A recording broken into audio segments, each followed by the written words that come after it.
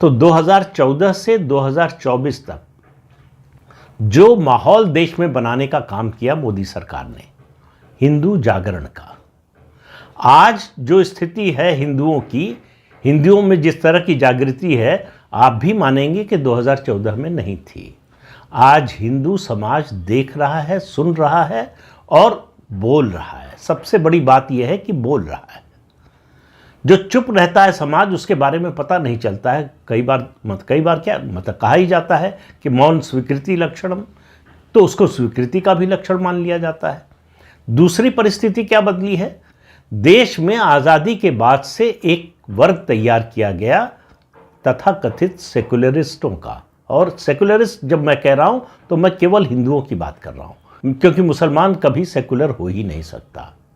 उसके लिए उसका मजहब पहले है, संविधान और कानून और देश बाद में है। तो हिंदुओं में एक बड़ा वर्ग, और इसको लगातार इस वर्ग का आकार जो है बढ़ाया जाता रहा, जो एक तरह से आप कह सकते हैं रिलीजन न्यूट्रल था। अपने धर्म के बारे में, सनातन धर्म के बारे में उसको ज़्यादा चिंता परेशानी नहीं थी कि उसके साथ क्या हो रहा है, उसका किस तरह से नुकसान हो रहा है। मुस्लिम तुष्टीकरण की राजनीति किस तरह से सनातन धर्म का नुकसान कर रही है, इससे उसको कोई मतलब नहीं था। और वो उन लोगों को वोट देती थी जो तुष्टीकरण की राजनीति का समर्थन करते थे। अब क्या हुआ है, 10 सालों में क्या बदला है मोदी ने उस जो तथाकथित सेकुलर राजनीति का दायरा था उसको छोटा कर दिया है। वो लगातार घटता जा रहा है। इसलिए आप देखिए कि कांग्रेस सहित जो विपक्षी दल हैं, कांग्रेस के साथी दल हैं, उनकी डिपेंडेंस मुस्लिम वोट पर बढ़ती जा रही है। तो उनको लग रहा है कि ये वक्फ संशोधन विधेयक जो है ये आर पार की लड़ाई का समय है। आपने कई मुस्लिम संगठनों की बात सुनी होगी, मुस्लिम पर्सनल लॉ बोर्ड की बात सुनी होगी। इस बोर्ड को इंदिरा गांधी ने बनाया था मुस्लिम समर्थन के लिए।